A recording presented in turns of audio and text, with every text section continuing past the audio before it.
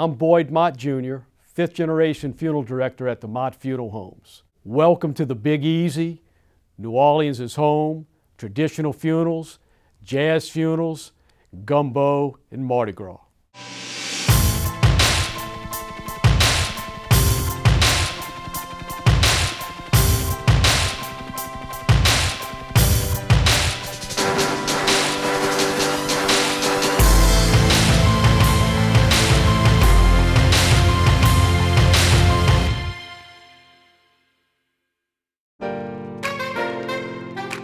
The Mott family came to the West Bank of New Orleans in 1895. The first Mott facility was called G. Mott and Company. It was located on Toulouse Street in the French Quarter. Guillaume Mott was the proprietor. His son Emile Mott saw opportunity on the west bank of the river and moved his operations and opened for business in 1895 here on the West Bank. And we've continued that tradition now for 124 years. We're a sixth-generation family, owned and operated business. Myself, along with my sister Laurie, represent the fifth generation of our family. I'm blessed to have three children. All three of them are engaged in the funeral business. My two oldest girls, Nicole and Catherine, are licensed funeral directors, and the baby of the family is Bo, and he's a licensed funeral director and embalmer. My father, who is 85 years old, continues to work every day. He puts a suit on, shows up, and he's still a relevant part of our family business. The Mott business model changed significantly when my father made the acquisition of West Lawn Cemetery. We had never envisioned being in the cemetery business. So the 1990s brought several years of acquisitions. We have expanded from the Algiers community, going down in Plaquemine Parish, as well as going west along the Highway 90 corridor. And so here we are today. We currently have 10 locations with 5 cemeteries. And they're all beautiful, well-maintained. The oak trees are beautiful. They cover the drive as you come in. We have individual family memorials. We have these beautiful tombs. We have indoor mausoleums and outdoor mausoleums.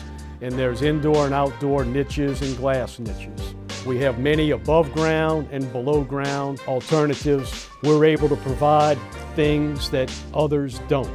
We have a Harley-Davidson hearse. It's absolutely gorgeous. Motorcycle enthusiasts, police, and the military really like to use the motorcycle hearse. And that's really helped us to provide the services that we do to the entire West Bank community. We've brought our businesses to their neighborhoods, and it's worked very well for us.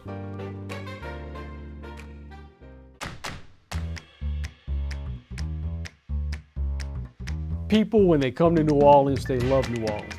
It's not only the red beans and rice, not only the New Orleans Saints and Mardi Gras, but it's jazz funerals, and it's a lot of tradition. Funeral traditions in New Orleans are sometimes unlike other places of the United States. The water table in New Orleans is very low, and most of our burials today take place above ground. And so the cemeteries accommodate families in building mausoleums, which are large structures with many crypts, and also single stand and monuments or memorials that are called tombs. Earlier on, they recognized the water tables were so low, they built a cemetery plot that was called a coping. A lot of cemeteries still bury in the ground, but make no mistake that the ground has been raised. Another thing that is unique to New Orleans is a family can have a burial site for generations. Grandmother and grandfather were buried, maybe mom and dad, and some of the children, all in the same grave. Now remember, the graves above ground, it's usually a tomb, and there's room for many burials because they reuse the place. Meaning, when it's time for a burial, if enough time passes and if conditions allow, they'll remove the casket from the burial site. They'll gather whatever family artifacts that they can, and they're kept sacred, and they're cared for, and they stay in the receiving area of the tomb. And then that space is cleaned, and then the day of the funeral, the new casket is placed into that space. New Orleans has a heritage of jazz. The jazz is also brought to the funeral.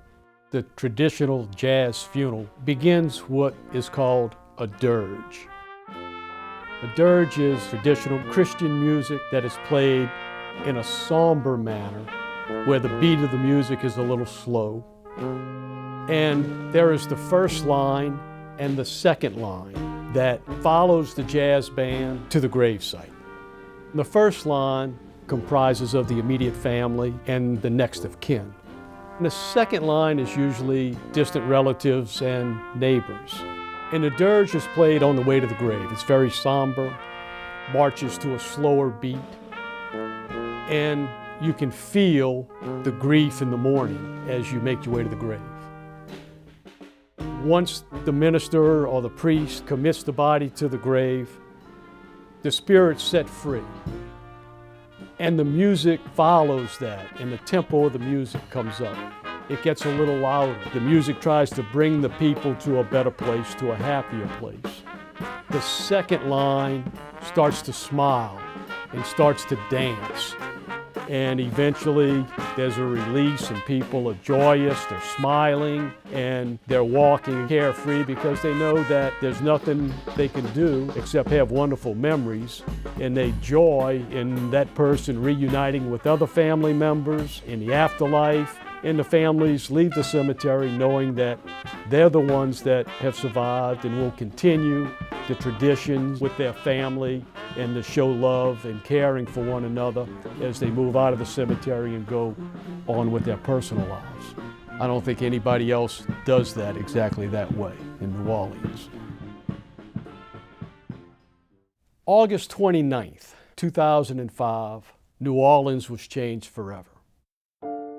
Hurricane Katrina came rolling through, and what wasn't underwater was destroyed with wind. People left New Orleans like I've never seen. We've been here for hurricanes before. Katrina was a monster.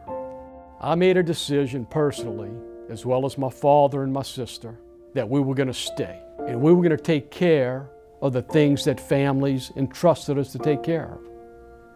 Certainly this building was built in 1938, has seen many hurricanes and has survived them all.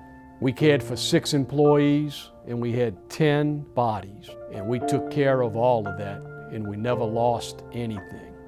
When Katrina was over, the New York Times, other papers came and interviewed me during those times. They asked me what it was like to be here. It was an eerie silence in New Orleans. The streets were empty. Your neighbors were gone. You could hear the birds.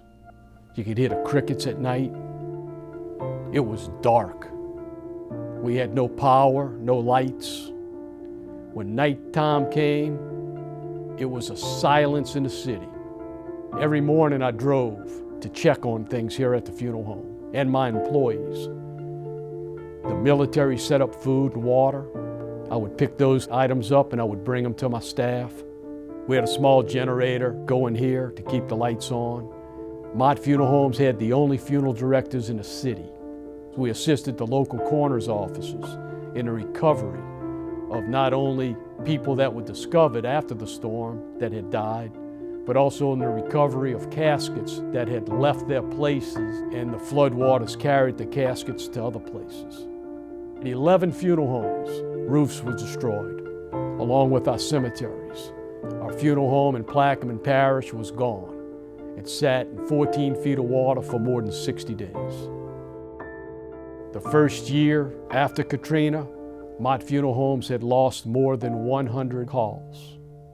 Family members went to live with their children and other family members outside of New Orleans, and they never came back. New Orleans was changed. The hardships were incredible. We fought daily to overcome those things.